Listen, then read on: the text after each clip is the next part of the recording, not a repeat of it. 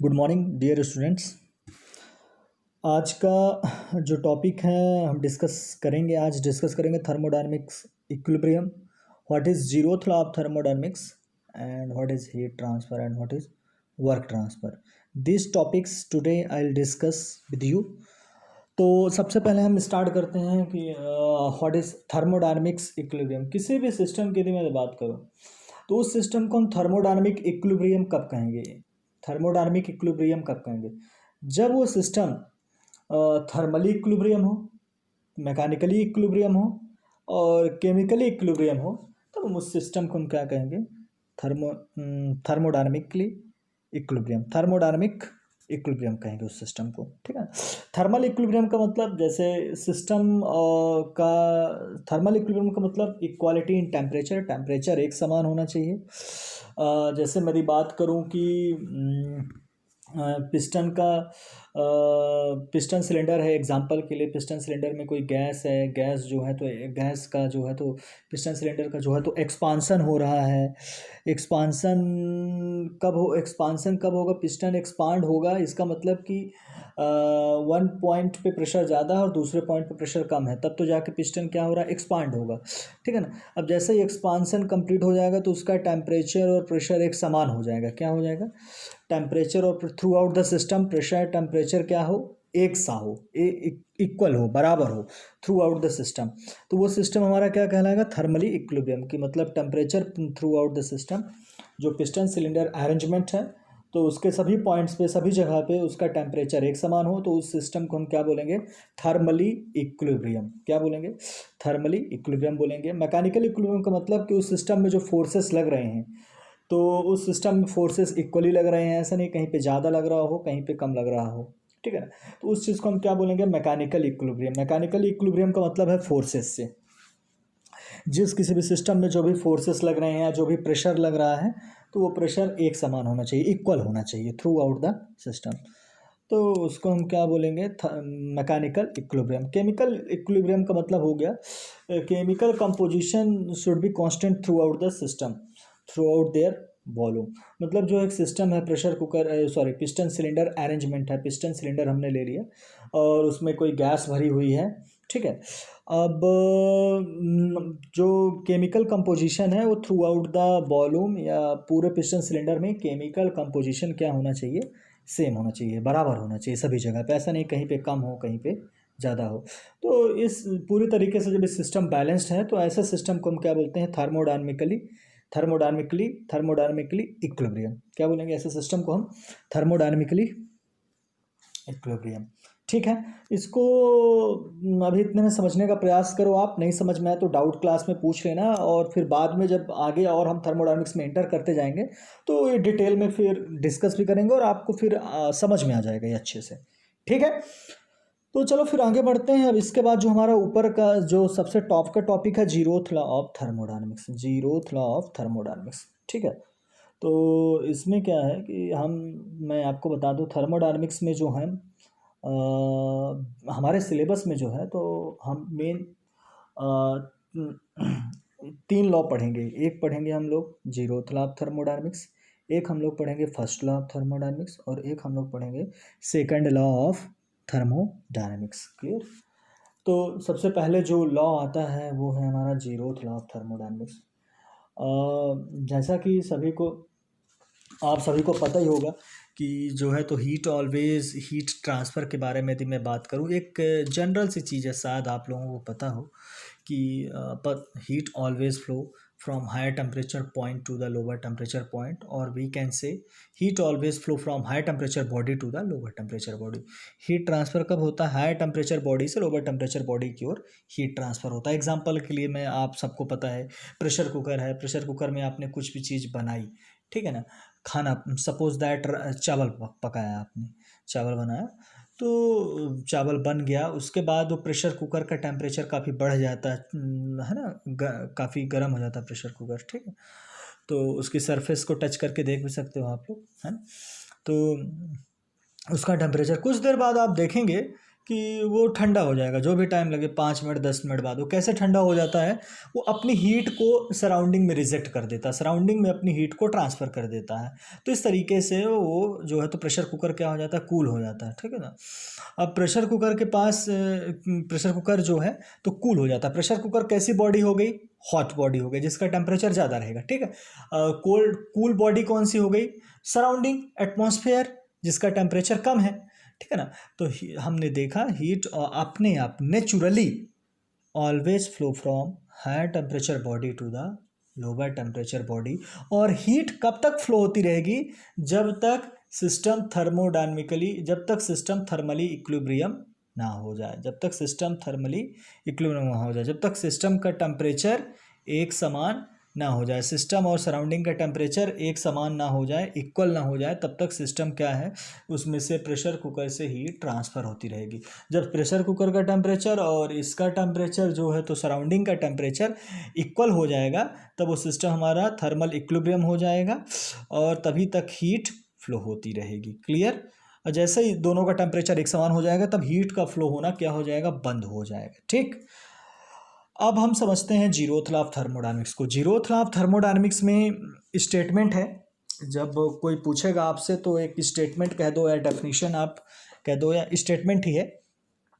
तो स्टेटमेंट को कैसे बताओगे, according to this law, according to zeroth law of thermodynamics, if two bodies are thermally equilibrium each other thermally equilibrium sorry if two bodies are thermally equilibrium with the third body, thermally equilibrium with the third body, then these two bodies are also thermally equilibrium with each other।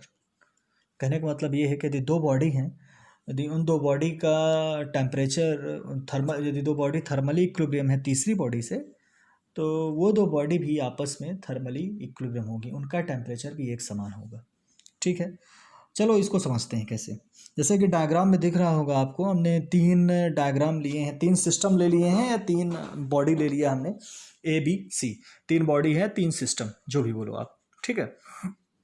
तो इसमें आपको दिख रहा होगा कि ए और सी आपस में कांटेक्ट में नहीं है, मतलब ए से सी हीट ट्रांसफ़र नहीं होगा, क्लियर, नहीं कराते, ठीक है।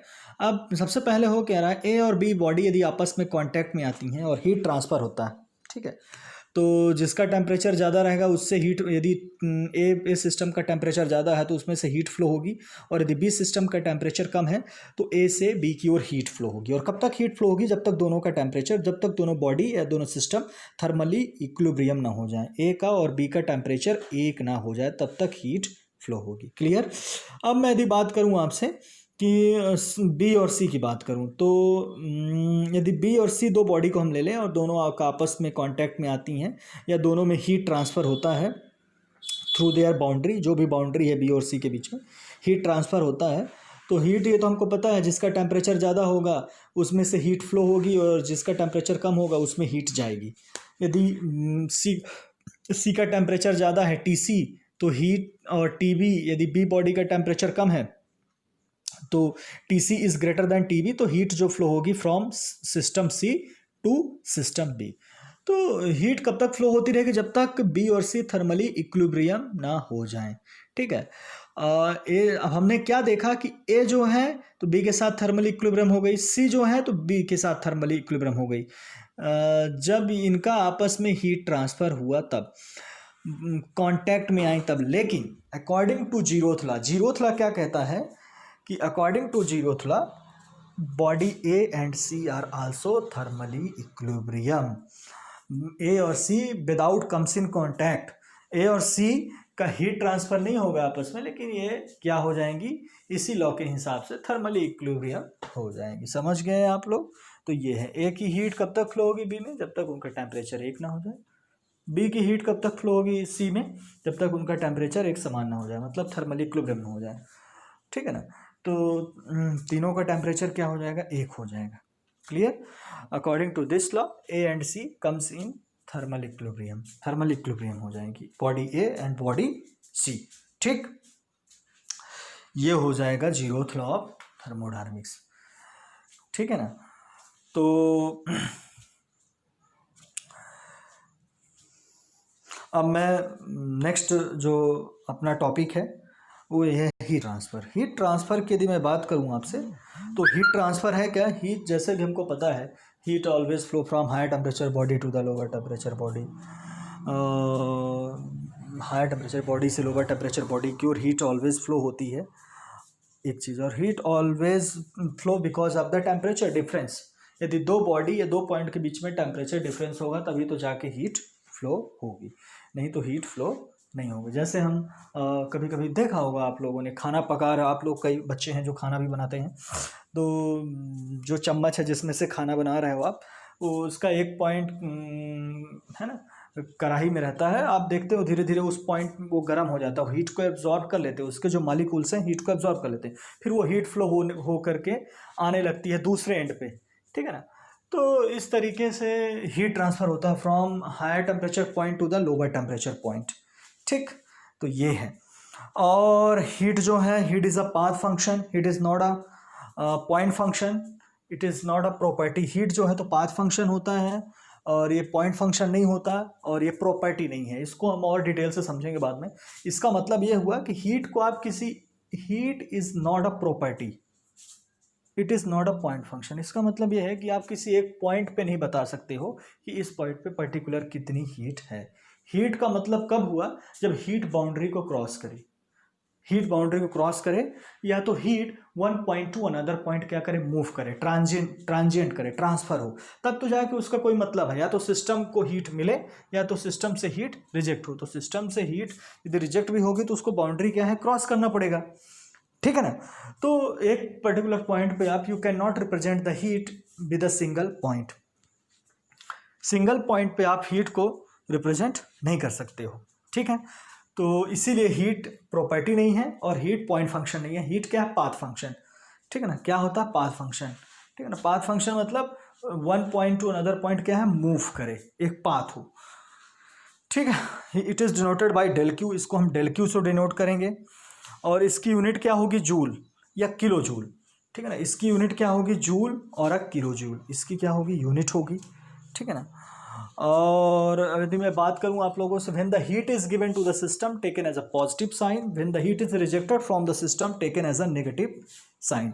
जब एक कोई सिस्टम है, यदि हम उस सिस्टम को हीट देते हैं तो सिस्टम के लिए वो पॉजिटिव है, याद रखना, सराउंडिंग के लिए नहीं, सिस्टम के लिए वो क्या है? Heat positive. यदि सिस्टम हीट रिजेक्ट करता है तो वो सिस्टम के लिए नेगेटिव हो गए। बहुत इंपॉर्टेंट है ये सिंबल, ये साइन याद रखना।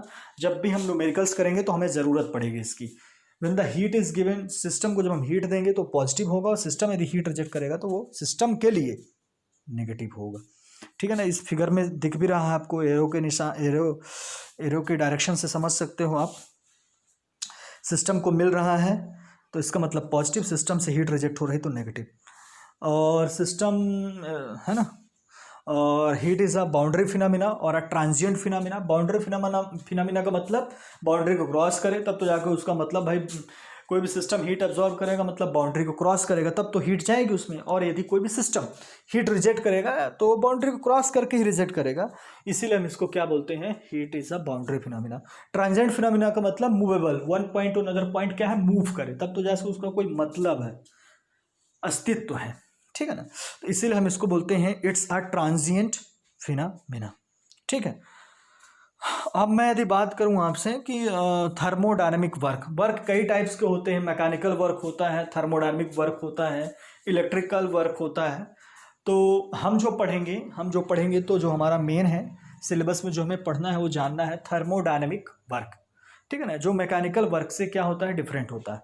जैसे कि मैकेनिकल वर्क हम लोगों ने साइंस में पढ़ा होगा 9th 10th में, कि मैकेनिकल वर्क क्या होता है, when the force is given to the body then that body got some displacement, then that is known as the mechanical work, then that work is known as the mechanical work equals to force into displacement, work equals to force into displacement।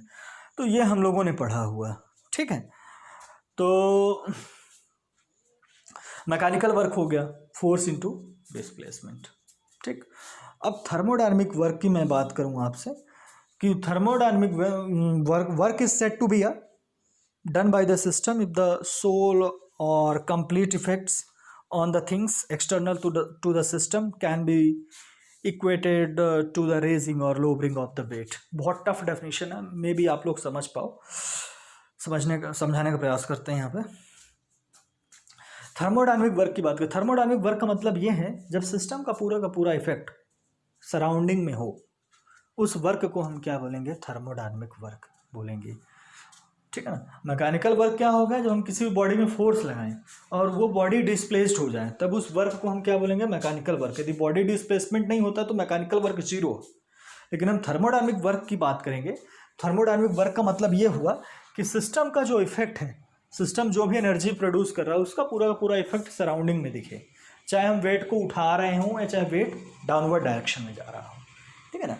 तो